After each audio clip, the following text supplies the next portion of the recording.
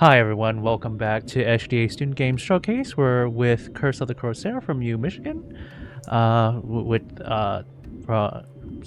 U Michigan from Wolverine Soft. I'm Jason, the SGDA president. Hi, I'm Nicolette, event lead, and would you guys all be able to introduce yourselves?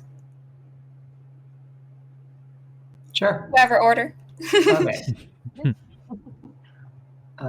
So I'm Nikhil. I'm programming lead of the Wolverine Soft Studio. I've been rising senior. I've been around here for a few years making games at the Wolverine Soft Studio. Well, I'm Athena. Currently, I am the marketing lead and sound designer for Wolverine Soft Studio. For this game, I was part of the marketing team. So. And I'm Gibby. I was the audio lead for Curse of the Corsair, and I'm a UMich alumni. Cool. And I know you guys are from UMich, but if you wanted to still say where you're calling in from, maybe it's not all in the same place right now. So I'm in Chicago. I'm doing an internship for Iron Galaxy Studios, so I'm here for the summer. I am calling in from Grand Rapids, Michigan. And I'm also calling in from Michigan. Congrats on that internship, by the way. Okay. And let's see. Did you want to start the game? Sure. So you can see it clearly? Yes, I believe we can see it. Yeah. Okay, great.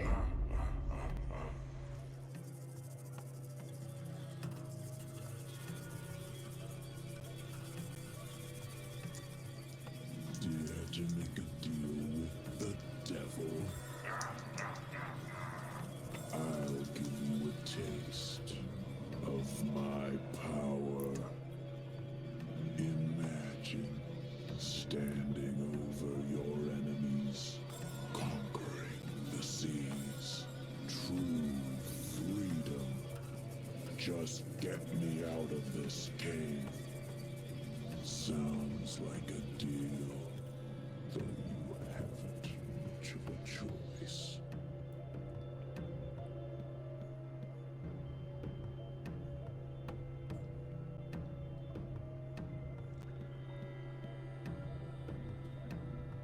And that's basically the premise of the game.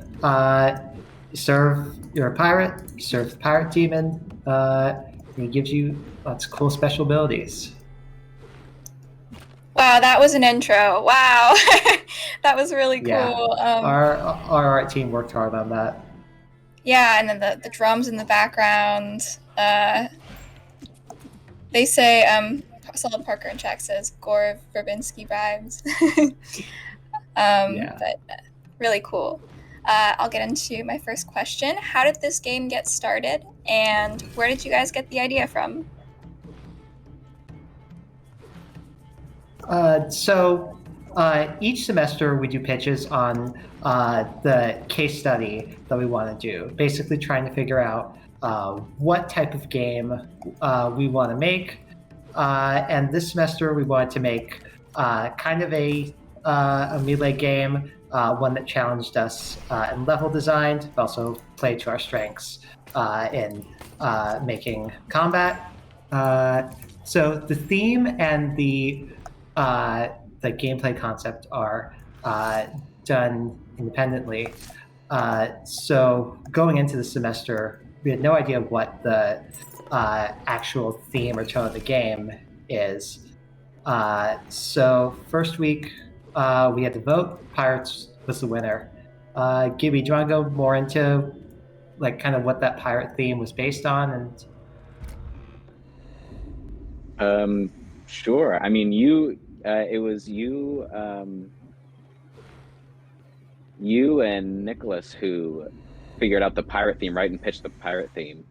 And so from there, we just kind of ran with it. So Art and Audio had a little meeting afterwards where Art was drawing up some concept art and Audio was doing kind of conceptual audio.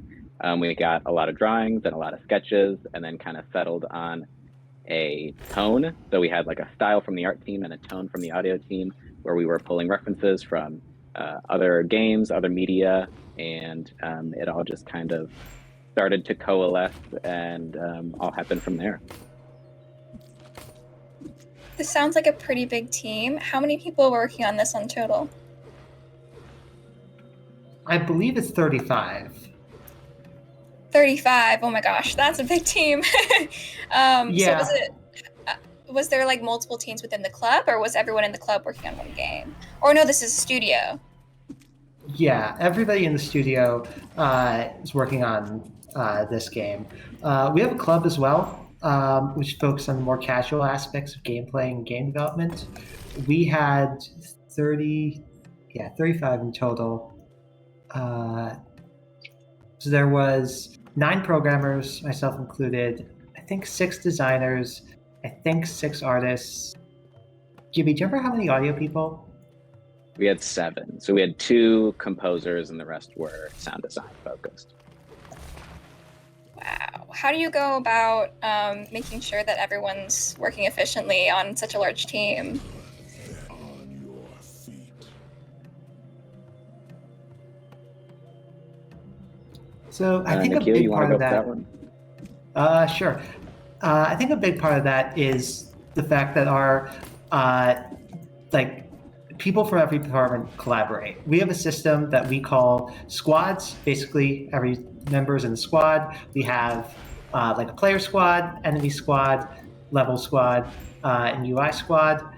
They meet every week in our normal studio meetings and design pitches it to everybody.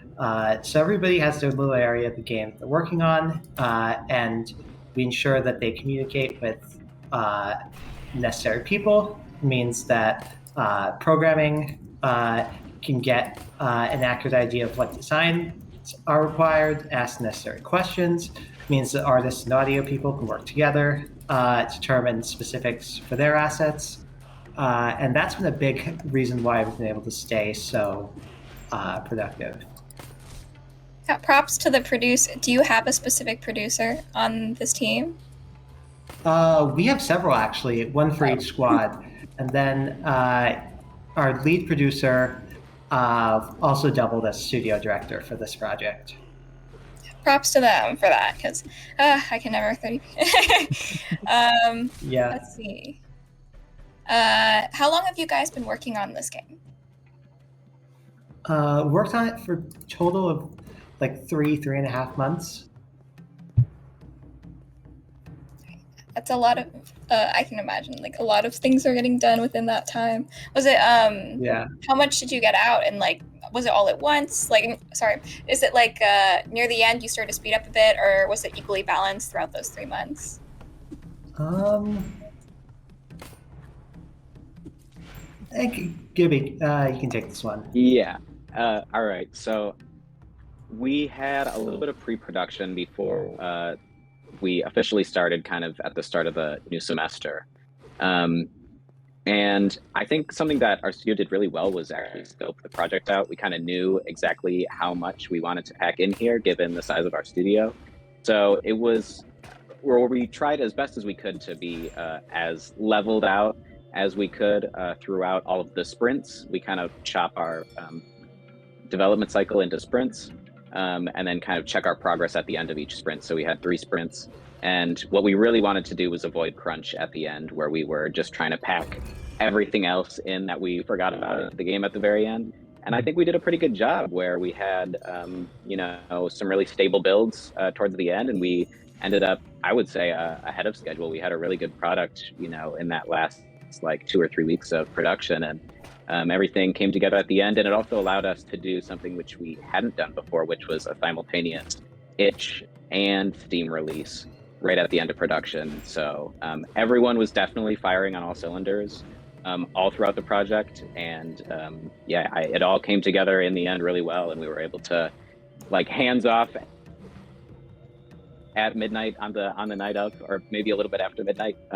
And that was it. And then it was out on Steam and itch pretty much immediately after that. Wow. And probably a lot of playtest time because of that too. That's so great. Yeah. And you mentioned there were a couple levels. How many levels do you have in total, and how many bosses? We got 2 levels, Uh, sort of 2.5. We have a hub area, or, oh no, 3, kind of 3.5. There's a tutorial you start out in, and that kind of teaches you the basics of the game. Nikhil already walked through it. Then there's a hub area, which leads you to level 1 or level 2, and it's kind of up to the player to decide which one to go to first. So right now we're in a maze inside of level 1. And then we finish out the game going back to the hub after you beat the first 2 bosses, and there's a final 3rd big boss fight. Awesome. Actually, I'm curious, are you able to tell us a little bit more about the lore behind this game? Sure.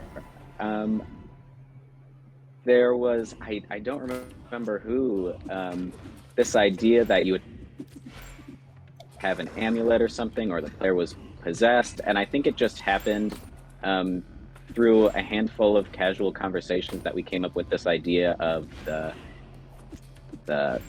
protagonist being sort of controlled, corrupted by this demon, and that it was the demon giving the character all of their powers, and you're able to use these special abilities and dash around, and then we kind of wanted the player to fight the demon at the end.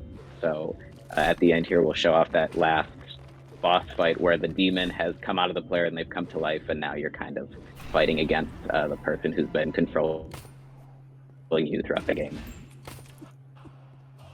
I did want to say I really like the balance between combat and level design in this. Like, I feel like there's so much room for exploration, which is really nice for just a couple levels. And let's see. Do you have any plans for this game's future development? Not at the moment. Usually every semester we try to take on a different project so that we can get variety and continue to tackle new challenges. But I would love to go back to this at some point, like make some sort of expansion or something like that. And I think with the ending of this game, it's ambiguous enough that there is room for a sequel to be made. So if someone in our team wants to dive into making a sequel, they can definitely make a pitch for that. Someone asked who is playing the game right now. It is, do I pronounce your name Nikhil? Yeah, Nikhil. Yeah. So that's who's playing right now. And he's doing good. It's a hard game, man. Yeah, that's probably why they asked. It is. The dev is always better, so hence why this game plays. I still get tripped up in the maze, so. Still. Yeah. All right. And what was the most difficult part of development? I think the big part of it was getting all the art assets into the game, because there's so many different unique ones, and they all had their own requirements, and so figuring out how to get each individual enemy in, each animation, the particle effects. We actually it actually influenced the creation of a tech art sub-team that now exists in a lot of our projects. Oh yeah, I can definitely tell from all the effects. There's so many, they're so subtle, but there's so many art assets. Yeah. So this is in addition to the 35 people team? No. Or include, okay. No. I think in our, the 3rd week from release, we had just gathered a bunch of programmers and artists and designers who knew how to work with Unity, and we all got together and integrated over the course of a week. Now in the future, we plan to make a tech art team. So at the beginning of the summer, we recruited a couple people for technical art, whose job is specifically handling the integration and all the funky issues that happen. And this is a fun one, but what parts of the game are you proud of? And maybe each of you can answer that for your individual, what you're most proud of. You know, honestly, I'm flattered. Anywho, would you like to be filleted or skewered? Yeah, Gibby, why don't you start us off, because Sure. I got hopes on this boss. Yeah. I think that's kind of a tough question. I think the thing I'm most proud of isn't like a specific asset or like a specific boss fight or anything. I think it's just how I think it's like the whole product and the development cycle itself, right? And how we were able to work together and communicate like really well, and get excited and inspired by everyone's ideas. And I think we all just had a lot of fun making it, which is maybe a cliche answer, but like the game turned out really well. I think it met and exceeded everyone's expectations, and I think it's because we all were really into the process.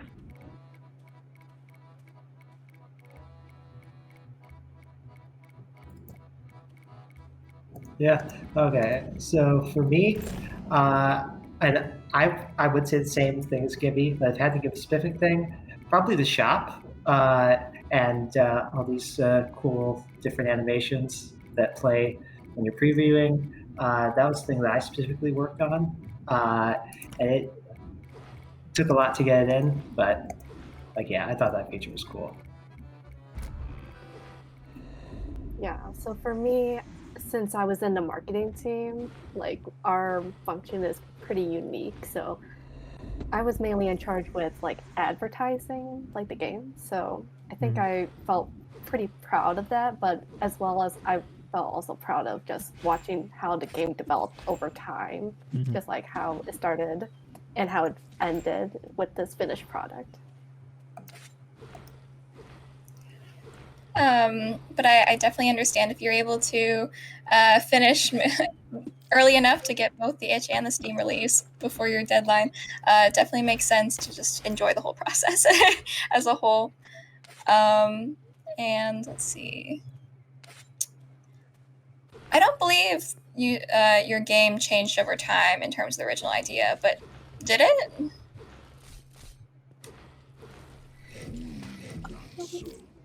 Watch out. Yeah, I just remember these things coming fast. So I think in regards to like the theme, Nikhil, it's all right for me to talk about this, right? Like, yeah.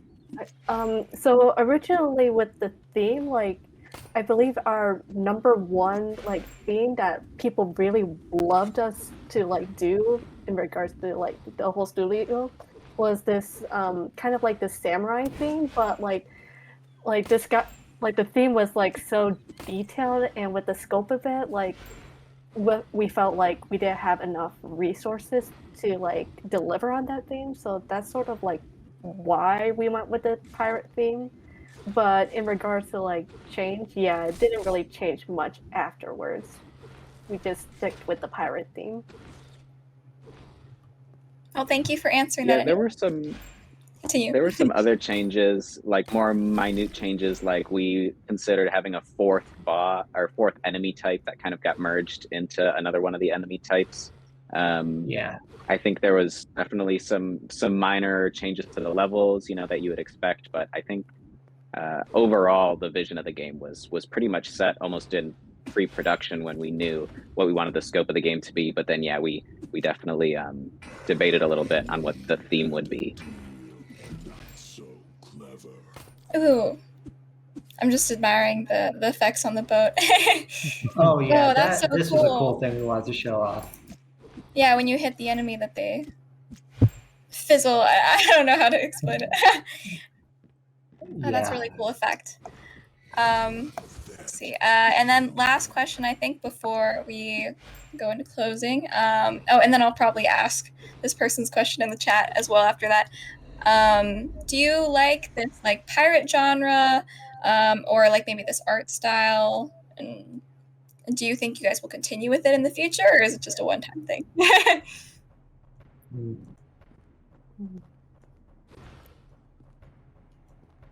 I could take a stab at this one. Yeah, go for it.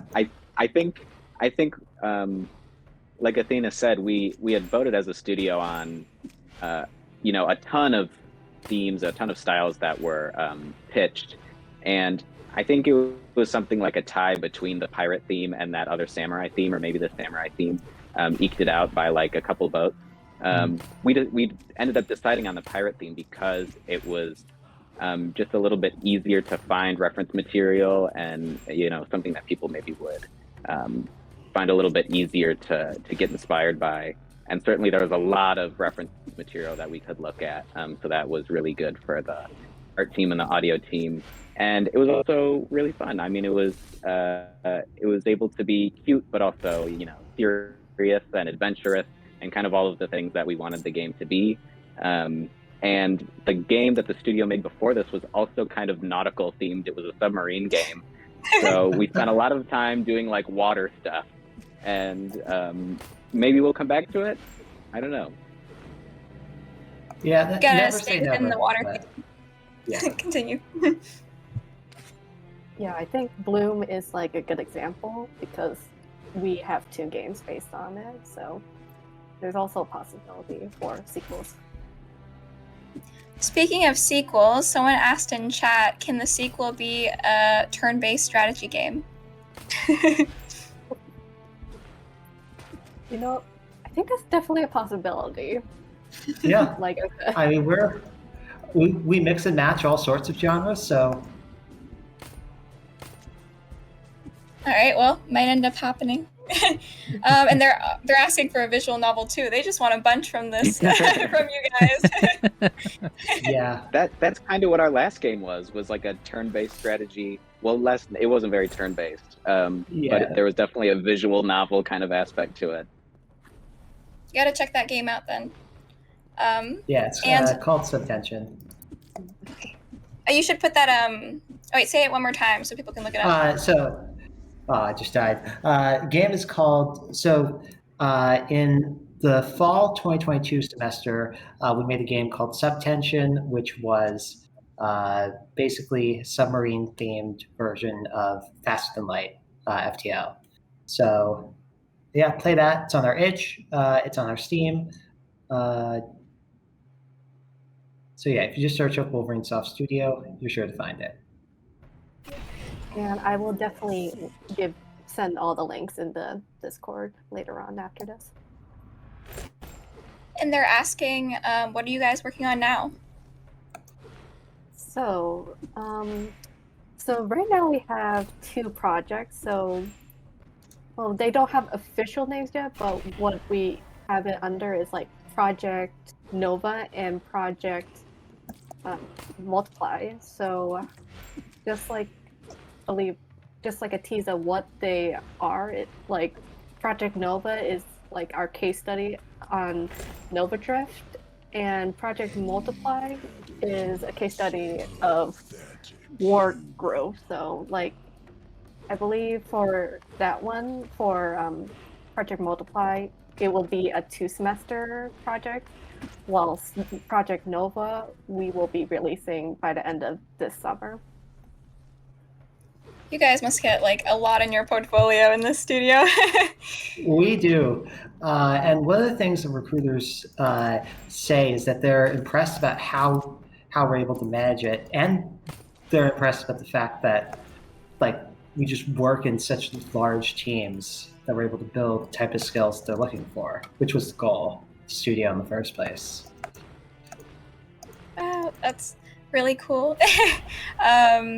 And I think I will probably close it up now so that we can get ready for our game design panel.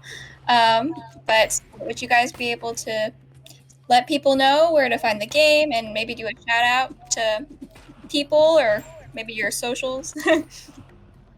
Yeah, so if you guys want to keep up to date with what we're doing, you can definitely follow us on Twitter and Instagram under Wolverine Soft. And also, if you guys want to play any of our games that we've made, check us out on Steam and itch. So for our Steam, Corsair has the MacBook build and the Windows build. So we definitely have our options open for everyone to play the game. So we hope you guys take a stab at it.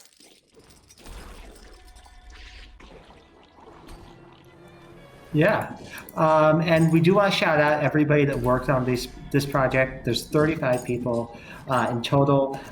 We can't shout them all out individually, but this is a result of a ton of people putting their hearts into making this game what it is. It can't be done without each and every one of them. So.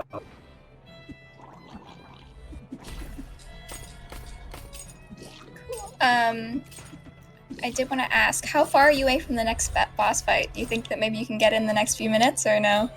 I think I can. Okay. I just have to hope I don't. Okay, got it.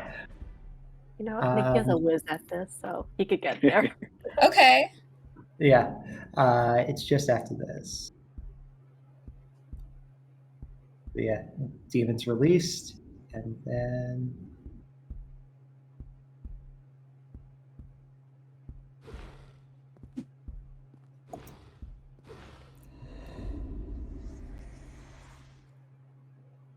Okay, so.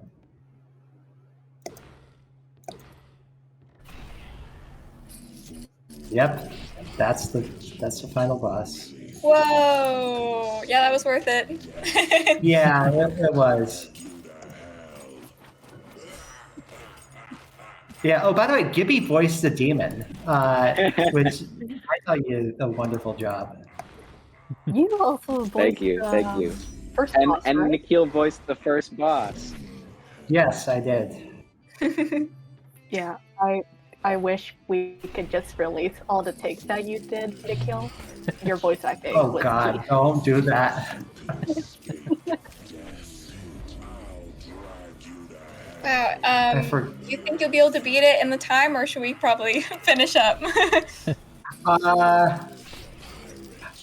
I'm not certain about that. All right.